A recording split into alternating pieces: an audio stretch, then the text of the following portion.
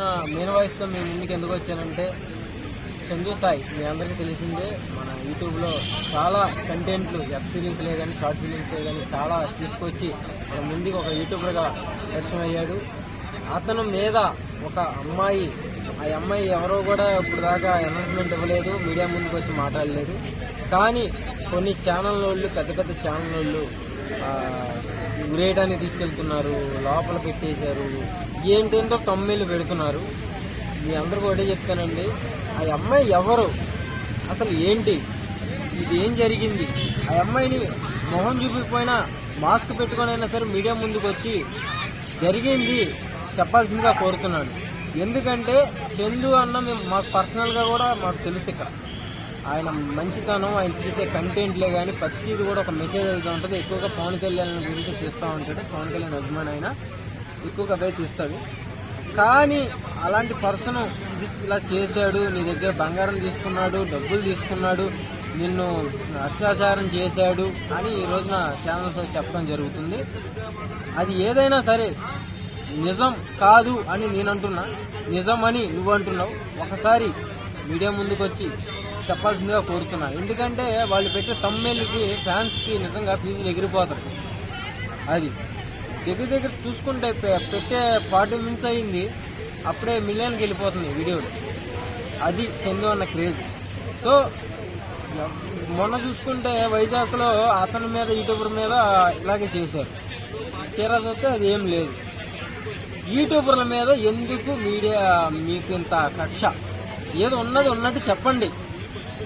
అక్కడ ఏమి లేకుండా మీరు తమ్మిళ్ళలో ఏందేందో పెట్టేసి జనాలను భయపెట్టేది మాకండి. వాళ్ళకి కూడా ఫ్యామిలీస్ ఉంటారు కదా. సో అక్కడ జరిగేది మాత్రమే తెలపండి జనాలకి. అంటే యూట్యూబ్ ఫేమ్ తో ఇట్లాంటివి చాలా జరిగినాయి కదా. యూట్యూబ్ ఫేమ్ తో ఇప్పుడు ఎవరో ఏదో చేశారు అని ఇప్పుడు ప్రెసెంట్ ఆయన ఏ కేసు అయిందో తెలియదు, సెక్షన్లు మాత్రం పెట్టేస్తున్నారు తమిళనాడులో.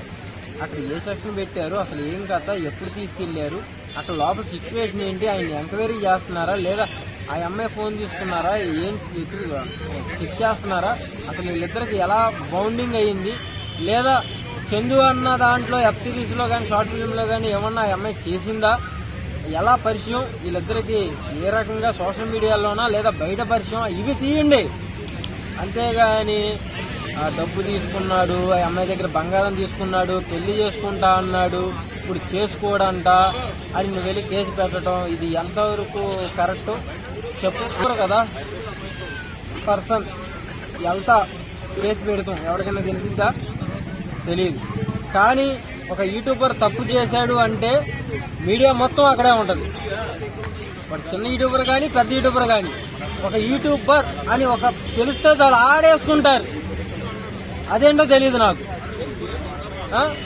ఇప్పుడు ఆయన కూడా మీలాగా బతుకుతున్నాడు కదా, కంటెంట్లు తీసుకుంటున్నాడు, ఆయన తీసే కంటెంట్లు ఎక్కడా కూడా బ్యాడ్ లేదు, ప్రతి మంచి కంటెంట్లు తీసుకుంటున్నాడు, అన్ని కూడా మీల్లో వెళ్ళి.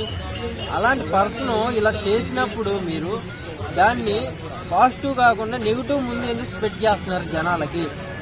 ఎందుకు అలా తెలుపుతున్నారు? ఎందుకు జనాల మైండ్ సెట్ ని అలా మీరు మార్చి తర్వాత అదంతా అయిన తర్వాత మళ్ళీ మీరే చందు సాయి ఏం లేదంట, చందు సాయి ఏం చేయలేదు, చందు సాయి అసలు ఏం తెలియదంట. సరే, ఏం చెప్పదలుచుకున్నా చెప్పు, ఒకటే క్లారిటీ చెప్పు. క్లారిటీగా ఒకటే చెప్తున్నాను, ఆ అమ్మాయి ఎవరైతే ఉన్నారో మీడియా ముందుకు వచ్చి మాట్లాడాల్సిందిగా కోరుతున్నాను. అవి మాట్లాడే మాటలకి మేము ఎస్ఆర్ నో మేమైతే ఆన్సర్ ఇస్తాం ఫ్యాన్స్ గా. సో అదొకటే నేను కోరుతున్నాను మీడియా మిత్రులందరికీ కూడా.